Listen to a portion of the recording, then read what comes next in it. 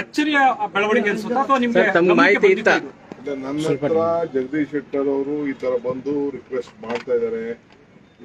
Parliament assembly ಇಂದ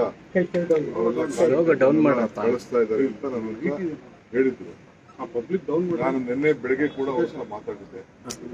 ನಾನಂತ ಕೆಲಸ ಮಾಡುದಿಲ್ಲ, ನಾನು ಹೋಗುದಿಲ್ಲ. ರಾಜಕಾರಣಕ್ಕೆ ನನಗೆ ಕಾಂಗ್ರೆಸ್ ಪಕ್ಷ ಜೀವ ಕೊಟ್ಟಿದೆ, ಮರುಜೀವ ಕೊಟ್ಟಿದೆ. ನಾನು ಆ ಕೆಲಸ ಮಾಡುದಿಲ್ಲ ಅಂತ ಹೇಳಿದ್ರು. ಅದನ್ನೇ ನಾನು ನಮ್ದಲ್ಲಿಟ್ಕೊಂಡು ನಿನ್ನೆ ಮೈಸೂರಿನಲ್ಲೂ ಕೂಡ ನಾನು ಈ ವಿಚಾರನ ಪ್ರಸ್ತಾವನೆ ಮಾಡಿದೆ. ಈಗ ಈ ವಿಚಾರ ಅವರು ಕಾಂಗ್ರೆಸ್ ಕಚೇರಿ ಇದ್ದಾರೆ, ಎಲ್ಲ ಮಾತುಕತೆ ಆಯಿತು, ಬಿಜೆಪಿ ಇದ್ದಾರೆ ಅಂತ ಹೇಳಿ ಅವರು ನನಗೆ ಕೆಲವು ಮಾಧ್ಯಮ ನಿಮ್ಮೆಲ್ಲ ಸ್ನೇಹಿತರು ನನಗೆ ತಿಳಿದಿದ್ದಾರೆ. ಸೊ ನಾವು ಕಾಂಗ್ರೆಸ್ ಪಕ್ಷ ಒಬ್ಬ ಸೀನಿಯರ್ ಲೀಡರ್ ಅಂತ ಹೇಳಿ ಗೌರವದಿಂದ ಅವರೇ ಹೇಳಿದ್ರು ನಮಗೆ ಆ ಪಕ್ಷ ಒಳ್ಳೇದಲ್ಲ. ಮೊನ್ನೆ ಕೂಡ ಅನೇಕ ಸ್ಟೇಟ್ಮೆಂಟ್ಗಳನ್ನು ಅವರು ಕೂಡ ಕೊಟ್ಟಿದ್ದಾರೆ.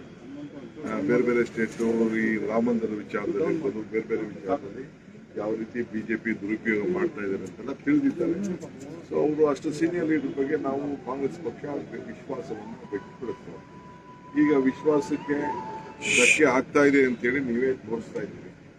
ಸೊ ಈಗ ಸ್ಪೀಕರ್ ಅವರಿಗೆ ಕೌನ್ಸಿಲ್ ಚೇರ್ಮನ್ ಬಗ್ಗೆ ಫೋನ್ ಮಾಡಿ ನಾನು ಫ್ಯಾಕ್ಸಲ್ಲಿ ಮೇಲಲ್ಲಿ ಕಳಿಸ್ಕೊಡ್ತೀನಿ ಅಂತ ಹೇಳಿದ್ರು ಅಂತ ನನಗೆ ನಮ್ಮ ಯಾರ ಆಫೀಸಿಂದ ನನಗೆ ಮಾಹಿತಿಯನ್ನು ಕೊಟ್ಟಿದ್ದಾರೆ.